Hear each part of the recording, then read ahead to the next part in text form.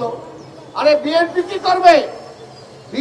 BNP আজকে আওয়ামী লীগ চাচ্ছে এই দেশে একটা গৃহযুদ্ধ লাগাইতে, ঠিক একটা গৃহযুদ্ধ লাগাতে চায়, মারামারি লাগাতে চায়, কাটাকাটি লাগাতে চায়। আর বিএনপি যাই বা করবে কি?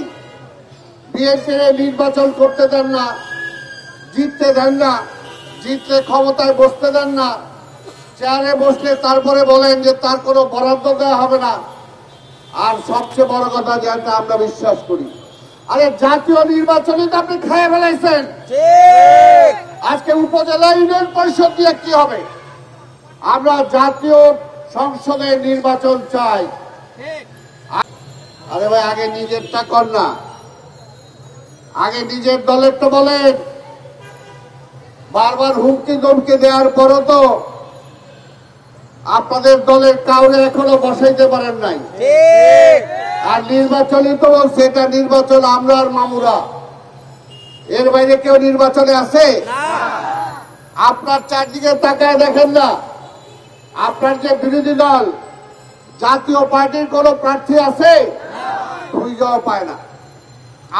ওবায়দুল কাদের ঠিক উনি প্রতিদিনই খালি বলেন বিএনপি এটা করলো, বিএনপি এটা করলো, তারেক রহমান এটা করলো।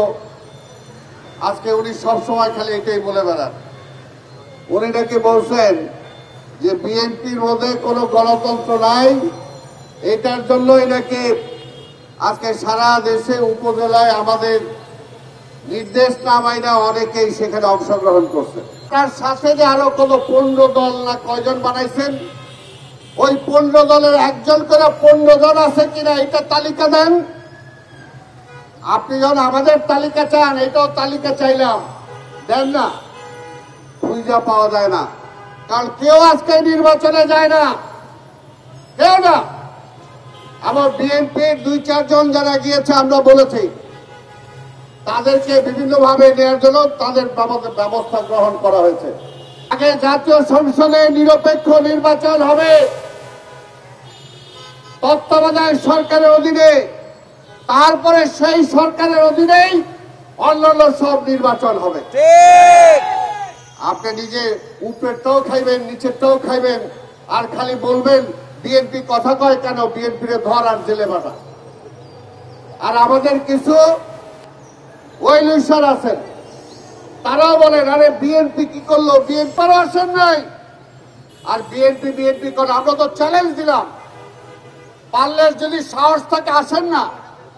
আপনি যারাই বলেন নিরপেক্ষ একটা সরকার আসুক, গদি থেকে নাইমা আসেন, আমাদের মতো পাবলিকের জায়গায় বসেন, তারপরে নির্বাচন হোক, দেখা যাক এই রিক্সাওয়ালারা আপনাদেরকে একটাও ভোট দেয় কিনা। এই উপজেলা ওই সই এই সমস্ত সাজানো পাতানো নির্বাচন বন্ধ করেন।